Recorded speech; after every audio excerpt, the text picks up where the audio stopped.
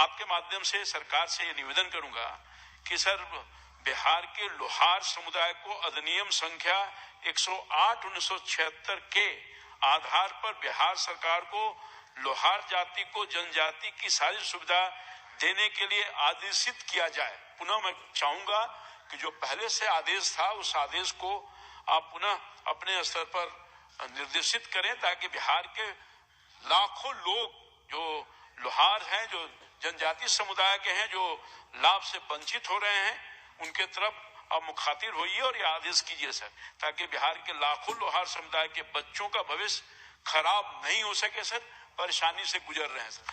मैं आपके माध्यम से माननीय मंत्री जी का, सदन का, सबका ध्यान आकृष्ट करना चाहूंगा कि बिहार में जो गलती हुई सर, लोहार जाति को हिंदी और अंग्रेजी में उलझाकर राज्य सरकार ने केंद्र को गलत जानकारी दी, जिसके वजह से वो लाभ से वंचित हो रहे हैं। मैं अंत में सर मैं निवेदन करूंगा, प्लीज सब्सक्राइब दिस चैनल।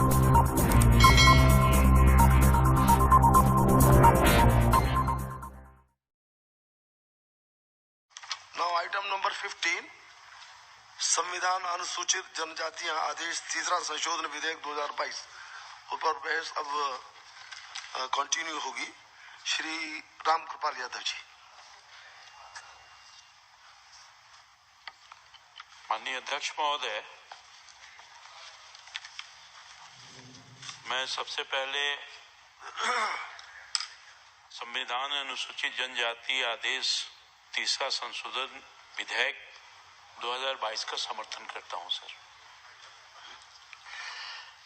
माननीय प्रधानमंत्री नरेंद्र मोदी के नेतृत्व में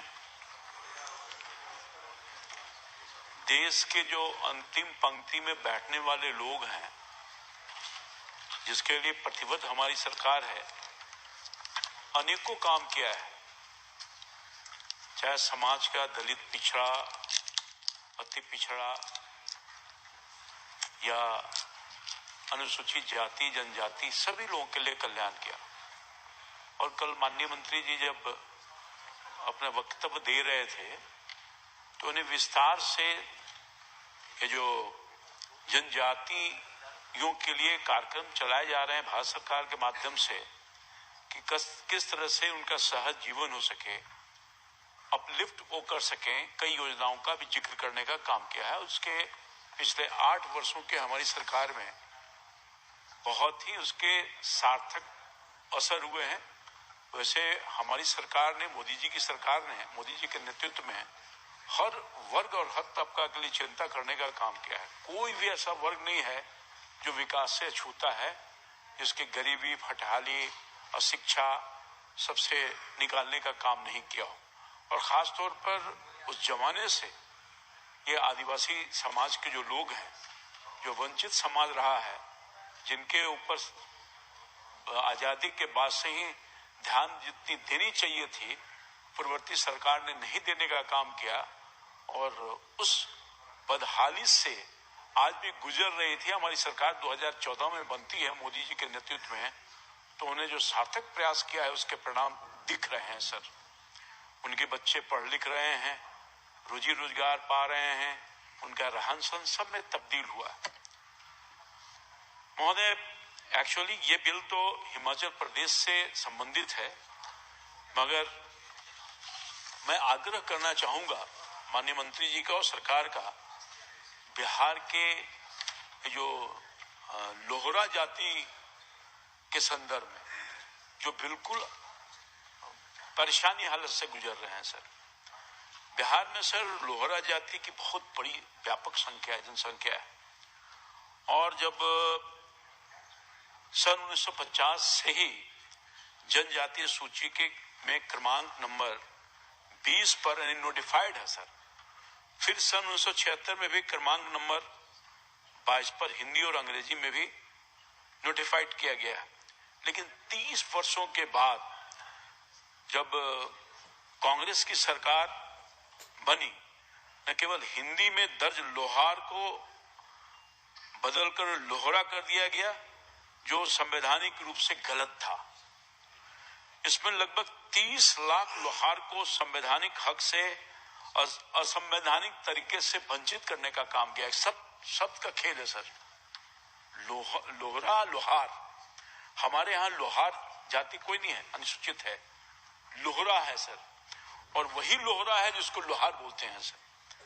और मैं समझता हूं कि ये जो जनजाति कार्यालय मंत्रालय द्वारा, माफ कीजिएगा, अब असंवैधानिक तरीके से वंचित कर दिया गया। बिहार सरकार ने सन 1916 से लोहार जाति को जनजाति की सारी सुविधा देने का काम कर रही थी सर, लेकिन जनजाति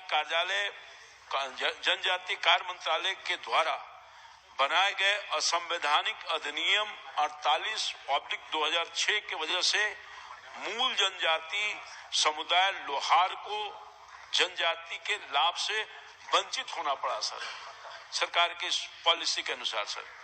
बिहार सरकार ने लोहार जाति को सन 1906 तक जनजाति की सुविधा देते रहने का काम की थी, परंतु जब 2015 में सर इसको असंवैधानिक और गैर कानूनी और निरर्थक अधिनियम संख्या 48/2006 को एक्ट नंबर 23/2015 से रिपील करने का काम किया है सर। लेकिन जनजाति कार्य मंत्रालय आज तक हिंदी में दर्ज लोहार है, लोहरा है, उसको अभी तक जीवित रखने का काम किया है सर। जनजाति कार्यालय मंत्रालय के इस रवैये की वजह से किसी को लाभ नहीं मिल रहा है सर। बिहार के जो लोहार जाति के लोग हैं उनको किसी को लाभ नहीं मिल रहा है। लोहरा लोहार में जो विभेद करने का काम किया उसके वजह से, क्योंकि बिहार में जैसा कि मैंने आपको बताया सर, लोहारा नाम की कोई जनजाति नहीं पाई जाती। हमारे यहाँ सर झारखंड के बंटवारे के बाद जनजातियों की संख्या बहुत कम हो गया सर, लगभग 2% है सर। महोदय, आपके माध्यम से संविधान के अनुच्छेद 242 के अंतर्गत जनजाति सूची तैयार की जाती है सर। बिहार में लोहार जाति अधिनियम संख्या 108/1976 के जनजाति सूची में हिंदी में दर्ज है, जो संविधान के 342 के अनुसार आज तक कायम है सर। इसलिए मैं निवेदन ये करूंगा सर कि आपके माध्यम से सरकार से ये निवेदन करूंगा कि सर बिहार के लोहार समुदाय को अधिनियम संख्या 108/1976 के आधार पर बिहार सरकार को लोहार जाति को जनजाति की सारी सुविधा देने के लिए आदेशित किया जाए। पुनः मैं चाहूंगा कि जो पहले से आदेश था उस आदेश को आप पुनः अपने स्तर पर निर्देशित करें, ताकि बिहार के लाखों लोग जो लोहार हैं, जो जनजाति समुदाय के हैं, जो लाभ से वंचित हो रहे हैं, उनके तरफ आप मुखातिब होइए और ये आदेश कीजिए सर, ताकि बिहार के लाखों लोहार समुदाय के बच्चों का भविष्य खराब नहीं हो सके सर, परेशानी से गुजर रहे हैं सर। अंत में सर मैं आपके माध्यम से माननीय मंत्री जी का, सदन का, सबका ध्यान आकर्षित करना चाहूंगा कि बिहार में जो गलती हुई सर, लोहार जाति को हिंदी और अंग्रेजी में उलझाकर राज्य सरकार ने केंद्र को गलत जानकारी दी, जिसके वजह से वो लाभ से वंचित हो रहे हैं। मैं अंत में सर मैं निवेदन करूंगा, बहुत सेंसिटिव हमारे मंत्री जी हैं और पहले बिहार के ही बेटे थे सर, अब ना झारखंड बिहार हो गया सर, और बिहार में माननीय विधायक भी थे, तो बिहार की पीड़ा को ये अवगत है। जो बिहार के ही बेटे होने के नाते और देश के बेटे होने के नाते न सिर्फ बिहार में लोहार जाति है, बल्कि हिंदुस्तान के हर इलाके में ये लोहार जाति जो लोहरा से नाम से जाना जाता है सर, मैं निवेदन करूंगा उनके साथ न्याय कीजिए, और जो व्यवस्था रिजर्वेशन का मिल रहा था, उनको लाभ मिल रहा था, जिनसे विगत वर्षों में वंचित हो रहे हैं, उनको श्री अब्दुल खालिक जी राज्य सरकार को, ताकि वो फिर उनको 4-5 मिनट बात कीजिए। इन्हीं चंद शब्दों के साथ विधेयक का समर्थन करते हुए अपनी बात समाप्त करता हूँ। बहुत धन्यवाद सर। वीडियो लाइक करें, अपने दोस्तों, रिश्तेदारों, परिचितों में शेयर करें और नीचे कमेंट कर अपनी प्रतिक्रिया दें और चैनल सब्सक्राइब जरूर करें। धन्यवाद।